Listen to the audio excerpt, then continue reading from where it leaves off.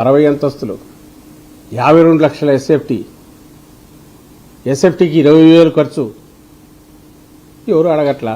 అడుగుదామనే ప్రయత్నం చేస్తున్న జగన్మోహన్ రెడ్డి గారు కానీ వైఎస్ఆర్సీపీని కానీ బండలేసి డబా డబా డబా రాయి రప్ప ఏది దొరికితే అది కొట్టడము, బూతులు తిట్టడం, నోటికి వచ్చినట్టు ఏదంటే మాట్లాడడం, ఆ ఊపిరి ఆడకుండా తెచ్చి ఎవరు నోరెత్తకుండా భయపెడుతున్నారు. దానికి బద్దలు కొట్టాలా, ఒక స్పష్టత ఇవ్వాలా. ఎందుకంటే వైఎస్ఆర్సీపీ వీ రిప్రజెంట్ జగన్మోహన్ రెడ్డి గారు and our party represent. Earlier government lead చేశాం 151 సీట్స్తో.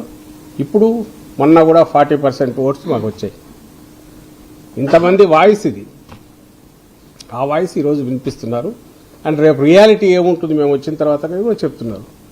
ఈ హక్కును కాదని ఎట్టంటారు నాకు అర్థం కావట్లేదు. ఈచ్ ఇండివిజువల్కే ప్రజాస్వామ్యంలో హక్కు ఉందన్నప్పుడు 50% ఓట్స్తో పవర్లోకి వచ్చి 5 ఏళ్ళు బ్రహ్మాండమైన పాలన అందించి ప్రియారిటీస్ ఇవేని స్పష్టంగా 1, 2, 3, 4 పెట్టి దేశంలోనే అద్భుతమైన ఆదర్శప్రాయమైన పాలన ఇచ్చిన పార్టీకి, ఆ పార్టీ నాయకుడు అధ్యక్షుడు జగన్మోహన్ రెడ్డి గారికి, ఆయన కాకపోతే ఇంకెవరికి హక్కు ఉంటుంది దీన్ని క్వశ్చన్ చేసేది?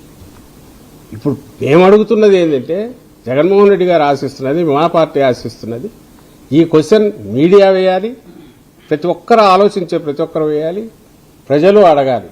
ఏందా నువ్వు ఎక్కడ పెడతాండవు? చిన్న మామూలు రైతు, వ్యవసాయం చేసే రైతు ఒక 50,000 లక్ష పెట్టుబడి పెట్టాలంటే ఎట్లొస్తుంది, రిటర్న్ ఏమొస్తుంది, ఎంత వస్తుంది, అప్పు ఎంత మిగులుతుంది, దానికి వడ్డీ ఎట్లా?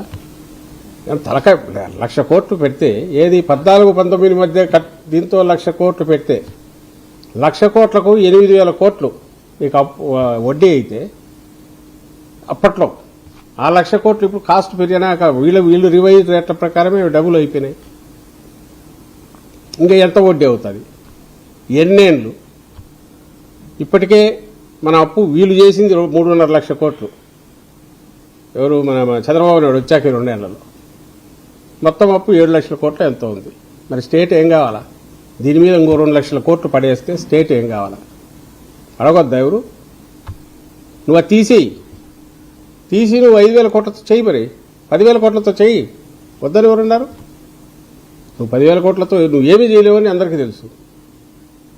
లేదు, నీ హెరిటేజ్ అంతా అమ్మేసి వచ్చినప్పుడు నువ్వు చేయాలంటే చెయ్యి, వద్దులే ఎక్స్పెరిమెంట్ లేదు. నీ ఎక్స్పెరిమెంట్ నువ్వు చేసుకో, అభ్యంతరంలా.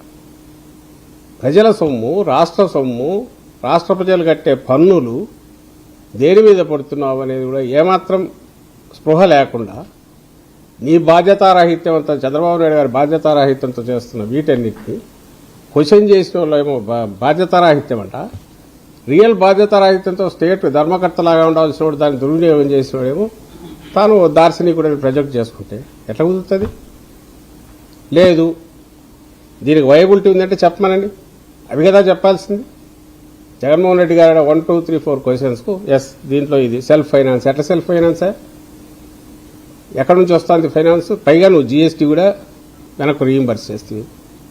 ఇంకా నువ్వు ఆదాయం ఏముంది దీనికి వచ్చేది? నీకు పోనీ నువ్వు కట్టినాక రెంట్కి ఇస్తావు. వాటి రెవెన్యూ దేని నుంచి వస్తుంది? గవర్నమెంట్ బిల్డింగులు ఎక్కడన్నా ఇంత గ్లాస్ బిల్డింగులు అవి కడతారా? ప్రాక్టికల్ యూజబుల్గా వర్క్కు తగినట్టు కట్టుకుంటారా? వాటికి డిఫరెంట్ షేపులు, అదేది తిరుగుతూ పోతుందంట. కాలువ ఒకటి, దాంట్లో బోట్లు తిరగచ్చు. సెక్రటేరియట్ మధ్య 52 అంతస్తుల్లో పోతే 50వ అంతస్తులో ఎవరు కూర్చోబెడతావు? మనకున్న పవర్ ఫ్లక్చుయేషన్స్, పవర్ ఇదేదన్నా అయితే ఏమవుతుంది? ఓ ప్రైవేట్ వాడైతే తన వైబిలిటీ